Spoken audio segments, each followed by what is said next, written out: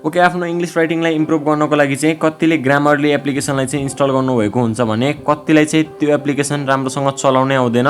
So application खोल्नुहोस्, then हजुरहरूले चाहिँ होइन यहाँ चाहिँ ग्रामरलीको किबोर्डलाई चाहिँ सेलेक्ट गर्नुपर्ने हुन्छ। देन त्यसपछि हजुरहरूले चाहिँ आफ्नो थिम सेलेक्ट गर्नुहोस्, ब्ल्याक चाहिन्छ कि व्हाइट होइन। देन हजुरहरूले कन्टिन्यूमा क्लिक गर्नुहोस्। सो यति गर्ने बित्तिकै हामीले डनमा क्लिक गर्ने हो। सो अब हामीले चाहिँ यहाँ देख्ने भनेको यति हो। हजुरहरूले केही सानो सेटिङ गर्न सक्नुहुनेछ, होइन भने चाहिँ जस्ट यसलाई चाहिँ हजुरहरूले क्लोज गर्नुहोस्। सो अब हामी चाहिँ हाम्रो राइटिङमा जाने हो। सो जस्तै कि अब मैले यहाँ ब्याकग्राउन्डमा चाहिँ केही होइन लेख्दै थिएँ, सो अलिअलि मिस्टेक पनि लेखिदिएको छु। सो अब हेर्नु है कतिको यसले करेक्सन गर्छ भनेर। सो अब हाम्रो चाहिँ यहाँ ग्रामरलीको होइन किबोर्ड चाहिँ इनेबल भइसकेको छ। सो हजुरहरूले चाहिँ यो साइडमा एकचोटि क्लिक गर्नुभयो भने चाहिँ हजुरहरूको जति पनि एररहरू त्यहाँ देखिएको छ नि यिनीहरू चाहिँ आफै फिक्स हुनेछन्।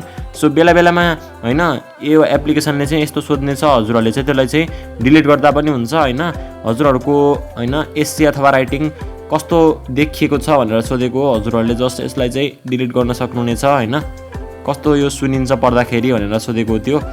अब हामीले चाहिँ यसमा चाहिँ हेर्न सक्नुहुनेछ इजिली हामीले चाहिँ यहाँ कति पनि बक्स भनौँ न होइन, बक्सहरू इरर्सहरू आएको छ होइन हाम्रो राइटिङमा, त्यो चाहिँ सबै इजिली हामीले चाहिँ यहाँ इम्प्रुभ गर्न मिल्छ। र त्यति मात्रै होइन, हजुरहरूले चाहिँ जस्तै कि कुनै पनि वर्डलाई चाहिँ होइन सिङ्गल वर्डहरूलाई चाहिँ यहाँ क्लिक गर्नुहुन्छ भने चाहिँ त्यसको सिनोनियम पनि देखाउँछ होइन, यानि कि सिमिलर मिनिङहरू पनि देखाउँछ, जसले चाहिँ हाम्रो राइटिङ चाहिँ अझ बढी प्रोफेसनल बनाइन्छ।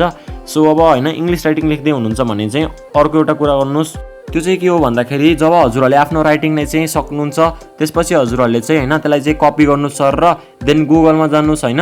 अनि त्यसपछि चाहिँ इङ्ग्लिस टु नेपाली होइन यस्तो सर्च गर्नुहोस्। देन हजुरहरूले चाहिँ त्यहाँ होइन इङ्ग्लिसमा चाहिँ पेस्ट गरिदिनुहोस्। तल हजुरहरूले भन्न खोजेको त्यहाँ मिनिङ आइपुग्यो कि पुगेन त्यसलाई पनि एकचोटि चेक गर्नुहोस्। त्यो गर्नुभयो भने अझ बढी सजिलो हुनेछ। सो त्यति हो।